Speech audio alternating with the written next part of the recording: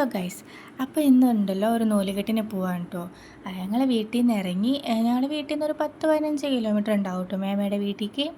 ഞാനും അമ്മയും ചേട്ടനും കൂടിയിട്ടാണ് പോകുന്നത്. മേമയുടെ വീട്ടിലേക്ക് എത്തിയതേ ഞാൻ നൈസായിട്ട് മറന്നുപോയി. അവിടെ എത്തിക്കഴിഞ്ഞാൽ ഞാൻ പിന്നെ ഫസ്റ്റ് കാണാൻ പോകുന്നത് ഇവരെയാണ് കേട്ടോ. ഇവരെ കണ്ടില്ലെങ്കിൽ ഒരു സമാധാനം ഉണ്ടാവില്ല. അങ്ങനെ അവരൊക്കെ കണ്ടു കഴിഞ്ഞ് പിന്നെ ഞങ്ങൾ കുറച്ച് കൊച്ചു വർത്താനൊക്കെ പറഞ്ഞ് അവിടെ ഇരുന്നു കേട്ടോ. ഉണ്ണിയാണെങ്കിൽ നല്ല ഉറക്കമായിരുന്നു. അവൻ എണീക്കണ വരെ ഞങ്ങളിങ്ങനെ തട്ടിമുട്ടി അങ്ങോട്ടും ഇങ്ങോട്ടൊക്കെ നടന്നു. പിന്നെ ഗസ്റ്റ് വരുമ്പോൾ നമ്മളെല്ലാവർക്കും വെള്ളമൊക്കെ കൊടുക്കണമല്ലോ. അപ്പോൾ അതൊക്കെ റെഡിയാക്കി. പിന്നെ കുറച്ച് കഴിഞ്ഞപ്പോൾ ചേട്ടൻ്റെ വീട്ടുകാരൊക്കെ എത്തി കേട്ടോ.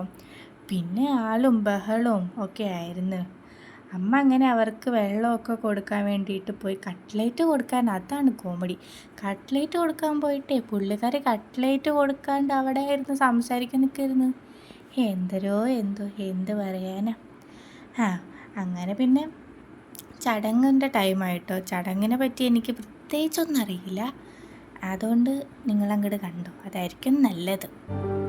ഒരു കുഞ്ഞിക്കാലല്ലേ കളം തീർത്തു മണ്ണിൽ നറുവെണ്ണക്കുടമല്ലേ ഉടയ്ക്കുന്നു കള്ളൻ. ഒരു കുഞ്ഞിക്കാലല്ലേ കളം തീർത്തു മണ്ണിൽ നറുവെണ്ണക്കുടമല്ലേ ഉടയ്ക്കുന്നു കള്ളൻ. കണ്ണനുണ്ണി നിന്നെ നോക്കി കണ്ണു വയ്ക്കും നക്ഷത്രം. നാവൊരു പാടിയൊഴിഞ്ഞു തരൂ എന്നാടൻ പൊള്ളുവൻ. അങ്ങനെ ചടങ്ങൊക്കെ കഴിഞ്ഞു കേട്ടോ. പിന്നെ ഉണ്ണിയുടെ കുറച്ച് ഫോട്ടോസ് എടുക്കാനുണ്ടായിരുന്നു. പിന്നെ ഞങ്ങളുടെ ഫോട്ടോസ് എടുത്തു. അങ്ങനെ കുറച്ച് കലാപരിപാടികളൊക്കെ കഴിഞ്ഞിട്ട് പിന്നെ ഞങ്ങൾ വീണ്ടും കൊച്ചു വർത്താനം. ആൾക്കാർ കൂടി കഴിഞ്ഞാൽ നമ്മൾ പിന്നെ വർത്താനം പറച്ചിൽ നിർത്തില്ലല്ലോ.